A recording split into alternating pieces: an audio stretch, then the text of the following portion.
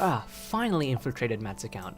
Hello there, most of you should know who I am by now, but for those who don't, I'm Kevin, the guy who's fighting with Matt. What am I doing here, you ask? Good question, I'm here to screw with Matt's channel, of course. But while doing so, I'll show you what a proper review looks like, and because Matt's always wrong. Today, a review of The Garden of Words.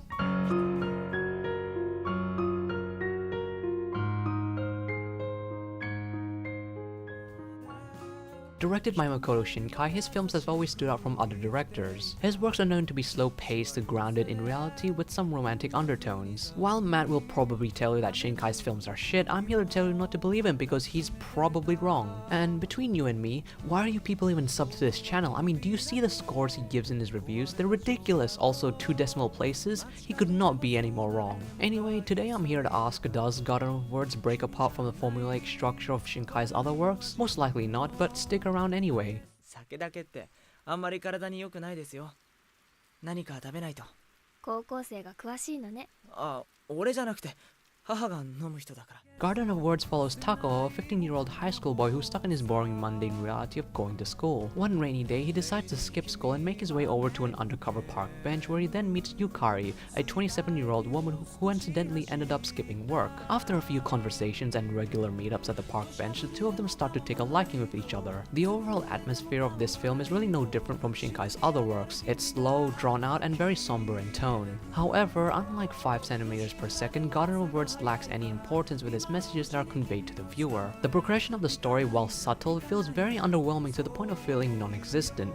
Besides the ending, nothing in the film carries any weight. Some scenes are just characters sitting down without any dialogue and seems really pointless. I know that Garden of Words is trying to convey a realistic environment, but the lack of any importance in almost all the scenes make it hard to appreciate anything that's going on. The general messages that the film portrays are simple ones but are in no way blatantly obvious. The message that love knows no boundaries is a theme that's been done many times in anime, but using an age difference has not. Age has always been a barrier in people's lives. Take it from Matt, he's a 19-year-old who's into Emotos, and it's just too bad that they're underage, otherwise he would have restrained himself. Garden of Words portrays love with an age gap in a very mature way. Everything that happens in the story is believable, and the relationship between the characters leads to a rational and logical conclusion, though lacking any sort of depth. The only other message that can be really taken from this film is how people feel dissatisfied due to the reality of life. Takao wants to follow his ambition to become a shoemaker, but he has no interest in school or social interactions outside of that, which makes his life very dull. Despite being older and having a stable job, Yukari remains unfulfilled with her life. She continues living, letting the days go by without any goals. This shows how the two characters are similar but have very different circumstances in life. While subtle in its messages, The Garden of Words feels very lackluster in terms of its story. There's no real importance in any of the scenes, and the only values you can take are from its themes. It's not terrible like Matt will say it is, but it's definitely unsatisfying. なるかみの少しとよみて差し曇り雨も降らんか君をとどめ There's really only 2 characters in Garden of Words, and both of them are very similar to one another. Takao is an average high school boy who lives a pale and mundane life. His ambition is to become a shoemaker, but his circumstances in life hold him from his potential. Although after regular meetings with Yukari at the park bench, he's slowly pushed to try and obtain his life dream. Yukari, on the other hand, is a young woman living out her monotonous and boring life every single day. She's very apathetic about her life, and the only thing that interests her now are her interactions and conversations she has with Takao at the park bench. Both the characters don't really receive any development since the story was trying to portray their day-to-day routine lives. None of them have any giant revelations, and the characters even feel stagnant at times. Takao and Yukari have an identical outlook in life, which makes them able to relate to each other despite their age. Their interactions with one another are subtle with nothing really happening. It's hard to feel anything for the characters because most of the scenes just feel so insubstantial. There's no gravity in the situations, and when the climax of the film does happen, you don't feel much. I'm not saying people won't be able to appreciate the film because I'm probably too dumb to understand it, however, it's hard to understand something when nothing happens. So to me, the characters in Garden of Words really felt devoid of any substance. それに私学校中の人に知られちゃってると思ってたからでも君は違う世界ばっかり見てたのね Despite all my criticism on the story and characters, in terms of its animation, Garden of Words is one of the most spectacular looking films I have ever seen. The sheer amount of detail put into each scenery is so mind-boggling that it almost looks as if the scenes were live action instead of animation. This is most clearly shown by how rain is depicted. Every droplet has an immense amount of detail, and paired with a great blending of colors, it's definitely something no one should miss. If there's one thing I like about Shinkai's works, it's his animation in his films. It always manages to astound you in every possible aspect due to its great use of lighting and saturation of colors. Garden of Words is undeniably one of the best looking films and creates a very realistic and believable environment for people to enjoy. Literally everything about the film looks gorgeous, and you can really appreciate the little details put into the backgrounds. The soundtrack of the film is very fitting for its slow and somber tones. It's not something I would listen to alone, but it very well matches the atmosphere of the film. Though besides the ending song, the soundtrack of Garden of Words isn't really that memorable. In fact, most of the time the film scarcely uses any background music and just substitutes it for rain. Though its use of ambient noise makes the scenes feel more realistic and melancholic. The soundtrack is mostly composed of light piano pieces that gently reflects the nature of the film. The voice acting is pretty good for the most part. The characters didn't have any overly exaggerated tones, and for a film trying to be set in grounded reality, it worked really well. Kana Hanazawa playing as Yukari was especially noteworthy considering most of her character roles are very similar, being a high-pitched cute girl, so props to her for branching out. Overall, the music in Garden of Words does its job, and the voice acting doesn't detract from the overall experience. Despite this though, it's not really that impactful or memorable. 制服の裾を濡らす他人の傘、誰かのスーツに染みついたナフタリンの匂い、背中に押し付けられる体温。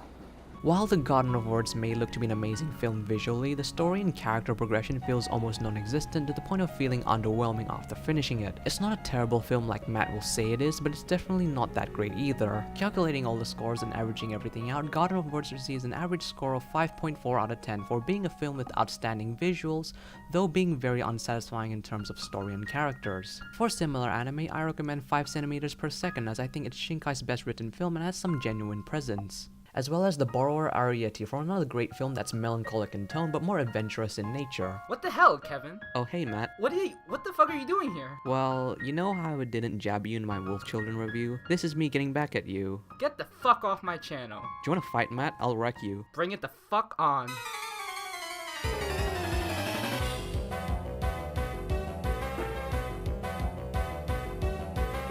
Fuck off, Kevin.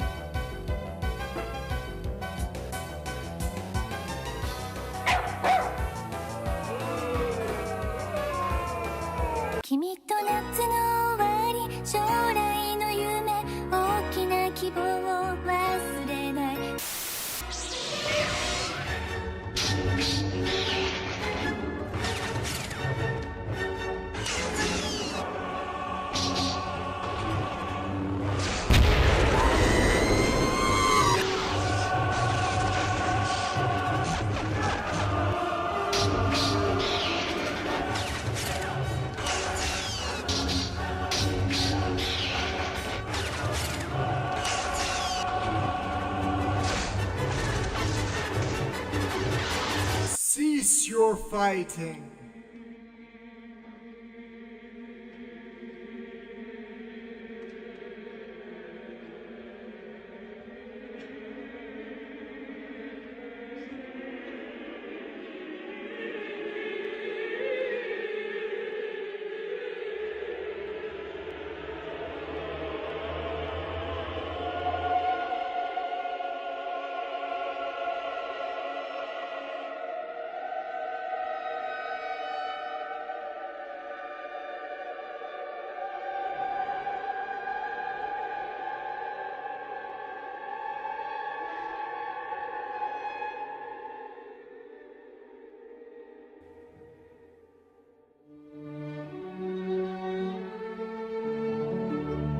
Hello and welcome to another review on Anime Every Day.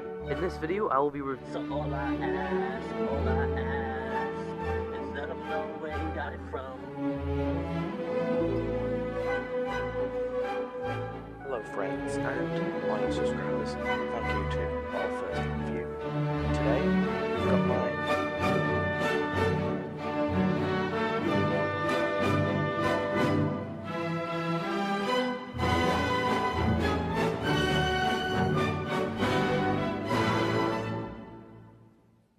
Wait, what? Where are we? Welcome to the anime galaxy. Wait, the anime galaxy? I'm in the anime galaxy now? No, this isn't the anime galaxy, but rather this is the galaxy of anime. Fuck.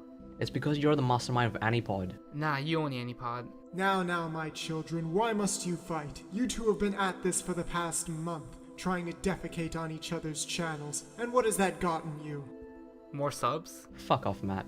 Children, you don't seem to understand.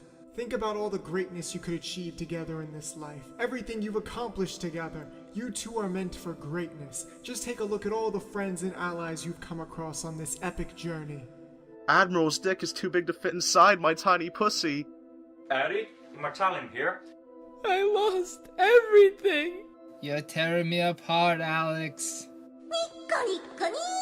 Oh shit, Doctor Who! See all of these amazing channels and friends that you've gathered? Dylan and amazing in the same sentence? What's an immortalium? Now, younglings, your channels will be the future of the anime community. One day you might even face chronexia. Wait, what?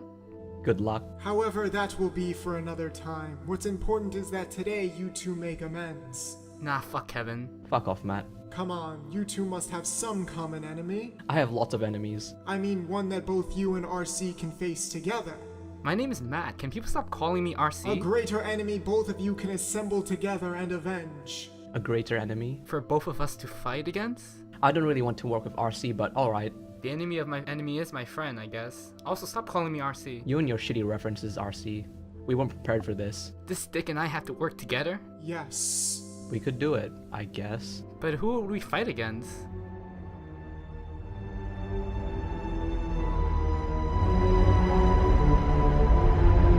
But without further ado,